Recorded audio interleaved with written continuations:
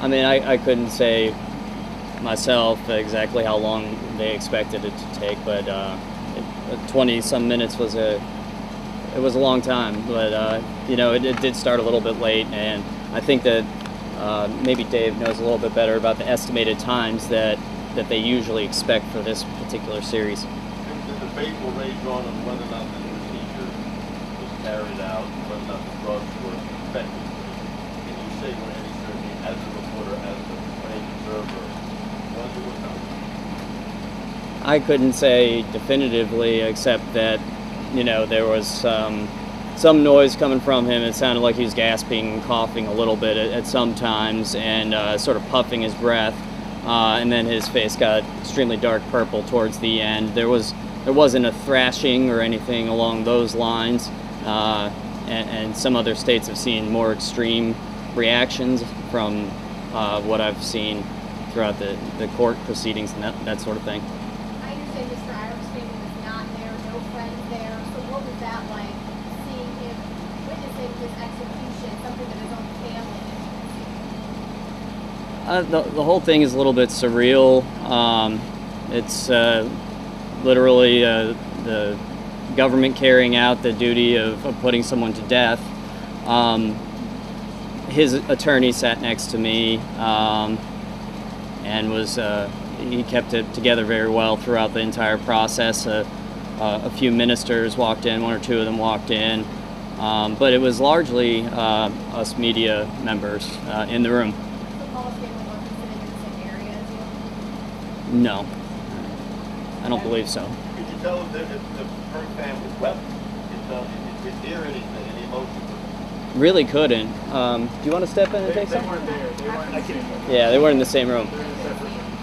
As journalists, we're all here to document what happened today. As a person, personally, how were you affected, impacted by what you saw? Well, I mean, witnessing someone get put to death is a first experience for me. I'm not sure what I expected, and I'm not sure how it'll impact me personally going forward. But for right now, I had a job to do, and I went out there and did it. One of you guys want to jump in, or are we okay? Are we supposed to go in?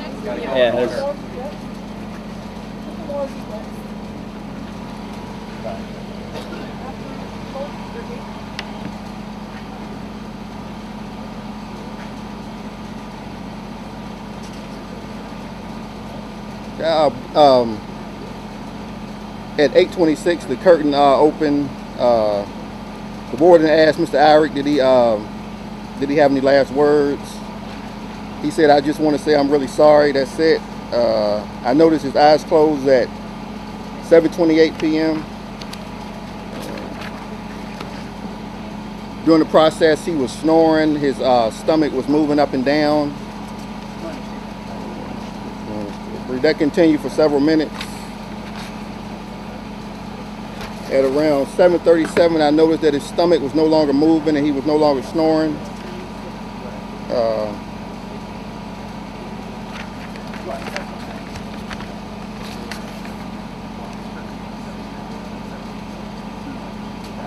At 7:46, the curtains were closed, and about 2 minutes later, they announced that Mr. Irick was deceased. Do you have any idea when you think, based on your observation, when he died, when the drugs were effective?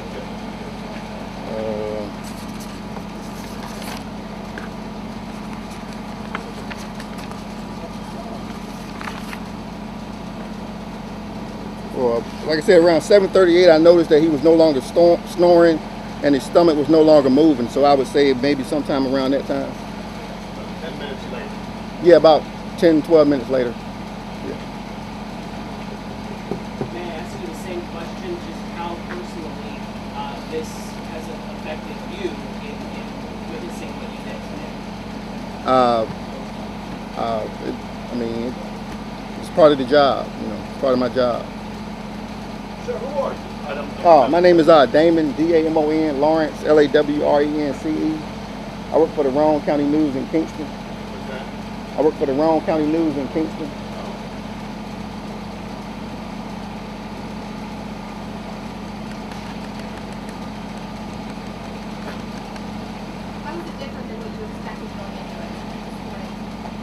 I thought it would go a little bit faster than it did. That's about it. You thought it would go faster? I thought it would, yeah.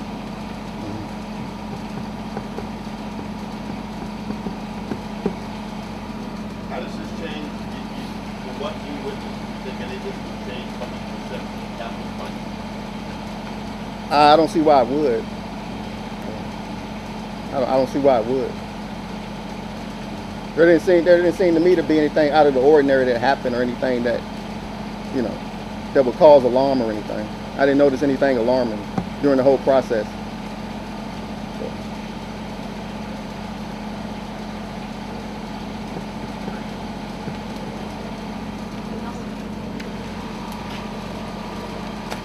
Hi, my name is Brittany Tarwater. I'm with WVLT in Knoxville.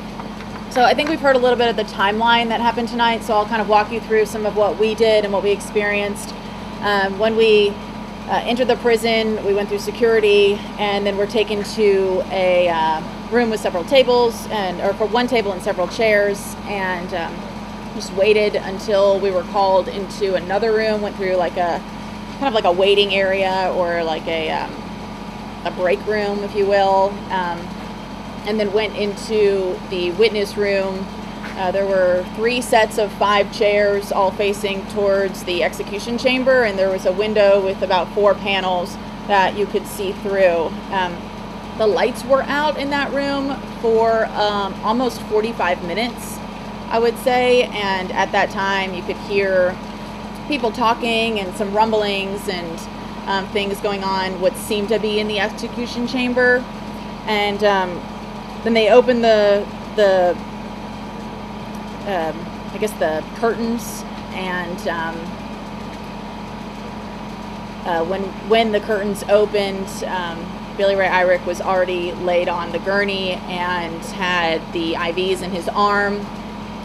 He had on a white cotton outfit with black socks and had several straps that were across his body, one that was going over his shoulders, a couple that were going over his chest, right around his stomach area, over his legs and his feet. His hands were taped down to the table, everything that you were expecting to see in this execution.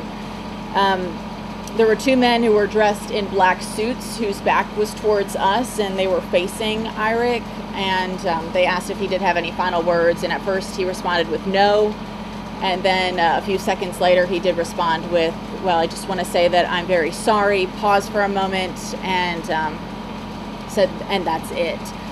Shortly after that was when we can assume that the first drugs were administered. There was a small table, or a small door that would open. It opened 3 different times, and there were 2 holes with what looked like the IVs were coming out of those holes. And so the executioners, if you will, were on the other side of that, so their identities were never shown to us. So after the first set of drugs were administered, it just seemed like he went to sleep and started snoring, and several minutes after that, I have a timeline, but I think you've heard that. Does anybody need the timeline? Okay, so several minutes after that, they did the consciousness test, which I believe is touching their eyelids to see if they respond to that, and then yelling Billy loudly 2 times, shaking his right shoulder, and he was not responsive to any of that. The only thing that seemed out of the ordinary, and I don't even think that it was that he did gasp just slightly 2 times right after that, but then continued snoring, and his breathing slowed down until finally we can assume that his lungs stopped at I think 7:37 was the time that I wrote down for his last breath. And then a few minutes after that, 7:48, I wrote down for the time of death, but the curtains were closed while a doctor was checking to see if he had indeed passed. Does anybody have any other questions? Do you do any follow-up stories on this? Will I do any follow-up? Do you do any follow-up stories on this? I don't know if you have. If you have met the family or something. No, I've never met the family. Working in Knoxville, what was it like knowing the crime I heard confessed to? Mhm. What was it like seeing this all happen? I was not around at the time. The crime happened in the 80s. No, I know. So just now. I mean, it's certainly gotten some attention this year after that there was an announcement that he would be executed, but I have not spoken to any family members. But it's bringing back the story of what happened to this little girl and revisiting her grave and seeing her school and whatnot and thinking about how old she would be now. But we have not done any follow-up stories with the family or with the victim's family. It's thinking about it, it's pretty heavy, but it was really just he just fell asleep. So as far as the perception goes, he just fell asleep. But it's pretty heavy. How do you think, just the same question as journalists, while you're doing you guys certainly did that as a person that's doing how do you think this is affecting you? That's a good question, and I think we may see that in a couple of days. See what happens. You try to take notes of everything, like what color the walls are and what the floors are made out of and what the lights look like and things like that, as you just try to take notes and kind of soak in where you are. So I'll be interested to see what sticks with you the next couple of days, what sticks with me the next couple of days.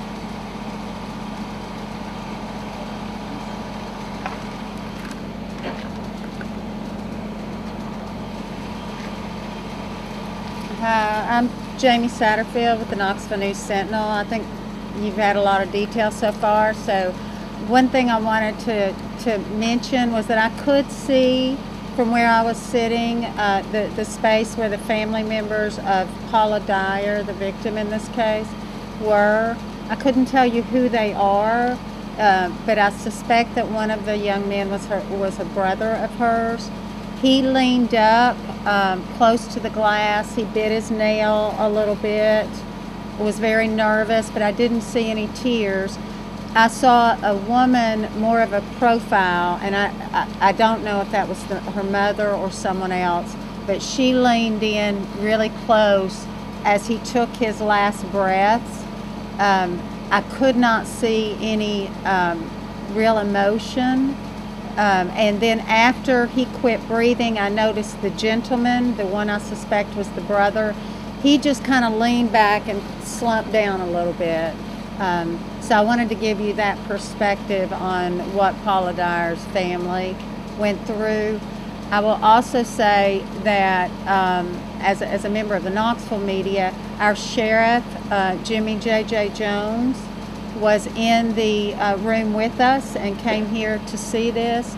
And I asked him after the fact about that, and he said that he said, I'm here first and foremost for the victim, Paula Dyer, and for the citizens of Knox County, the same citizens that convicted him and sentenced him to death. And then also in the room with us was counsel for Mr. Irick, and one of my colleagues could probably address what they said better than me. So that's what I have if you have any questions for me.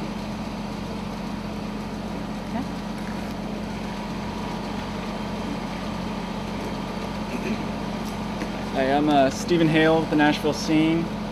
I won't bother repeating what everyone said. I would just reiterate that at around 7:36, following actually, let me back up a minute just to, someone asked about when the drugs were administered. I can't say for certain, but I do know, as was described earlier, that there was a consciousness check around 7:34. That's when the warden shouted his name a couple times. He did not appear to respond. And after that, the warden kind of wiped his face, which is supposed to be the signal to begin the drug. So I assume that there was an administration of drugs at that point. And the only other thing I would reiterate is that at 7:36, as some people have described, he appeared to kind of jolt and cough and maybe sort of gasp or choke a bit. He was moving his head slightly. And after that, from that point on, he was still and didn't appear to be breathing. So yeah, that's what I would say if there's any questions. You believe that they administered 2 rounds of drugs? No, I'm just saying that they. My understanding is that they would have administered the midazolam and then done a consciousness check to see if he responded to anything, and then after that, gone on with the next 2 drugs.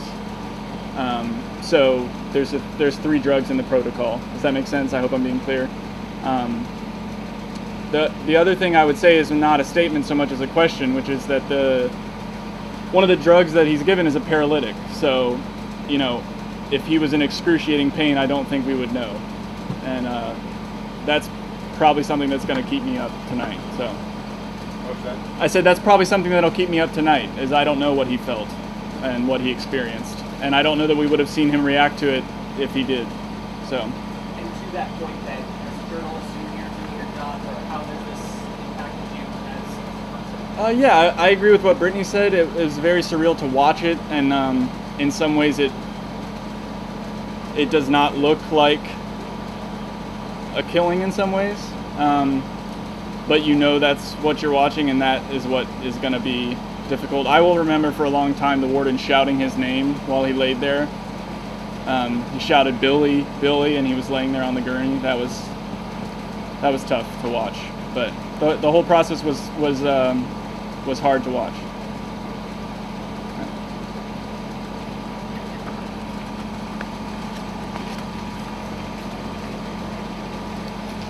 Hello, my name is Dave Boucher. I'm with the Tennessean, Boucher. I can, if you want, I can read you a quote that Gene Shiles, the attorney for Mr. Irick, gave. He gave this to us in one of the waiting rooms before we entered the execution chamber. He said, quote, "I never thought for one moment that it would come to this. I never did." He also said, quote, "I thought somebody would actually look at the facts. I was wrong." In reference to the facts, he was referring to the statements that he and advocates have made regarding Mr. Irick's mental illness. Mr. Irick and his attorneys have made those statements in numerous legal proceedings. Mr. Irick's legal team has held that those statements were never considered during court hearings, legitimately considered. The governor and others did not agree. We talked a lot about the timing. I will note, as we've said, the curtain came up at roughly 7:26. Mr. Irick was asked if he wanted to say anything. When he said no and paused, my recollection is that at that point, the warden put his hand over his face. We've been told that that was a signal to start. I'm not sure if that's what it is. At that moment, then Mr. Irick gave his final statement. His eyes closed almost immediately after the final statement. I would say that he exhibited consistent rhythmic snoring. It got progressively louder, I would say. Other context, I don't know if somebody else said this. I would say he was wearing what looked like I guess cloth, long pants, short sleeve shirt, maybe a cream white color. Looked like black socks. The straps that were over him looked similar to seat belts. His hands and wrists were strapped with what looked like leather straps, and they looked like he had a wrap around his hands. The protocol will call for the curtains to come up at 7:10. That's obviously approximate. There were questions about whether the Attorney General representative and Mr. Shiles, the attorney, were able to witness putting in the IV intravenous, I guess, needle. It's part of the protocol that they're allowed to witness that. Again, the times are approximate. That's one potential reason why the curtain went up a little bit later. I would also reiterate what Stephen said about the first drug, the midazolam. Mr. Irick's attorneys and advocates would say that that drug does not always render someone unconscious and unable to feel pain or insensate. And so to his point, we saw Mr. Irick, again, snoring, sounds coming out of his mouth. You could see his mustache kind of moving up and down when the sounds came out of his mouth. It is very difficult to know if he was feeling pain. He did not scream or writhe per se, but the statements made, including in the dissenting opinion from the U.S. Supreme Court today, note that it could be difficult to know if he was feeling pain at the time. Does anyone have any questions? Can you repeat the statement the lawyer said again? Yeah. Again, this is from Gene Shiles. Quote, "I never thought for one moment that it would come to this. I never did." He also said, quote, "I thought somebody would actually look at the facts. I was wrong." Did you say that was a prepared statement you gave on paper? No, Mr. Shiles and I were standing next to each other. It was in the first of 2 waiting rooms that we went into. I asked him his thoughts, and that's what he told me. He also said, I should have mentioned this, when he went in to view Mr. Irick, he said he kissed Mr. Irick and touched him before coming back into the room.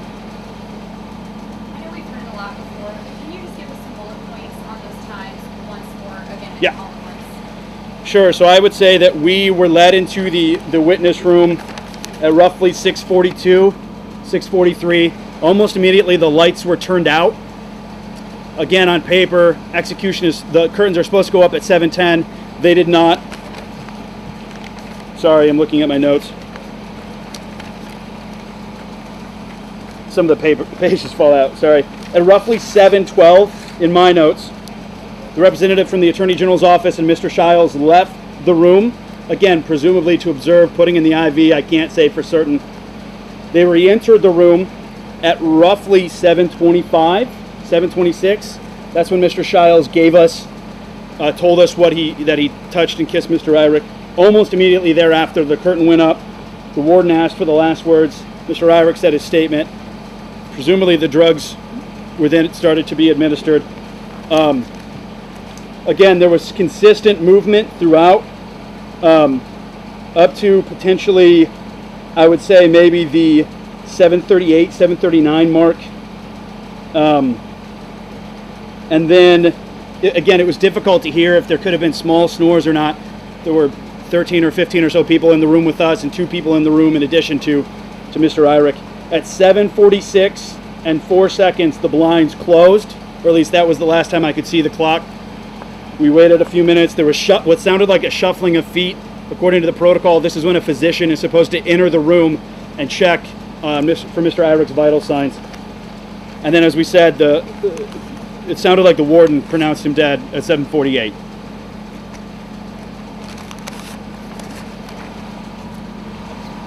Just quickly, I misspoke a bit. I want to make sure there's no discrepancy. I have the same thing in my notes that Dave said about the time of the signal with the drug. So, as Dave said, I have it at like 7:27, but That's right. That at that point the warden asked if he had any last words, and when he said no, he gave the signal, and that is when I presume the drug started. So I just want to make sure it's clear that there's not a discrepancy there. So.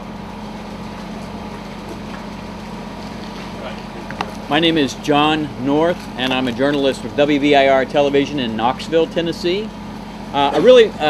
You've heard it all, so I don't really need to tell you a lot more. There were 3 points that I wanted to make, just kind of to fill in some of the gaps. Mr. Shiles obviously is not here to speak.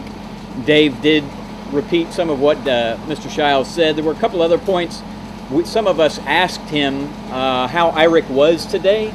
And he basically said that he was taking it with grace, that he understood what was going to be happening to him, and that he felt that he was not acting with any kind of recrimination. He also said, it's really kind of amazing. I'm not sure that I would behave so well. I also had asked Mr. Shiles, I thought this might go on a little bit longer. I was assuming it would be prolonged more, and this actually, to be honest with you, went fairly quickly, all things considered. And he said he was optimistic on his client's behalf until about 2:30 or 3 o'clock today, and then he finally realized that there was essentially nothing more that could be done. Another point that I wanted to make, I understand that Mrs. Jeffers didn't want to speak. We respect that. I would just relay to you all that my station had an opportunity to speak with her about a week or 2 ago, and it was painful for her, but what she really wanted everybody to understand was that she lost a little girl, and she lost somebody who was a very innocent, sweet child. Somebody who, when they moved to the house where she was murdered, went up to the neighbors to make friends with them, a perfect stranger. And that was the kind of child, according to Mrs. Jeffers, who Paula was. And I think it is fair that you know that we have reported that, and that is what Mrs. Jeffers said to us. The third point I wanted to make is an interesting one. I was curious because we've written a lot, all of us, about midazolam and what sort of reaction the inmate would have to that. And I don't know if he was in pain or not, but I will tell you it struck me that there was this, in my opinion, prolonged time period where there was this very sort of aggressive breathing and drawing in breath. He was always, his eyes were always closed. He didn't moan.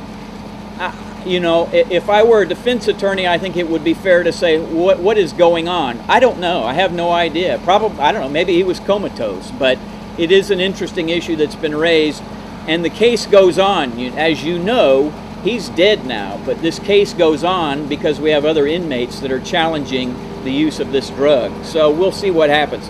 I'm happy to answer any questions, but you've heard it all. I just am curious that you have done some follow-up tours. What was this like, that witnessing him die?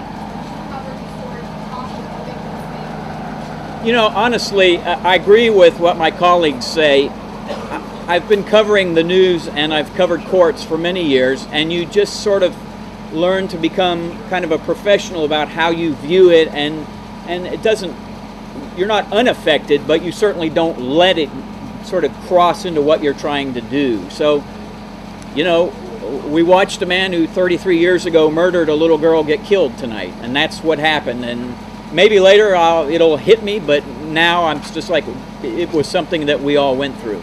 I just didn't know if you were thinking about her, what was going through your head while you're watching. Sure. Well, you know, you think about a lot of things. You think about this whole process and what's been going on. I couldn't see, Jamie could see a little bit into the other chamber. I could peer around and see a man leaning forward. I don't know who it was. You wonder how they're reacting. They appeared to be fairly straightforward. By the way, the inmate was very close to their window. He was farther away from us. Anything else? Thank you all.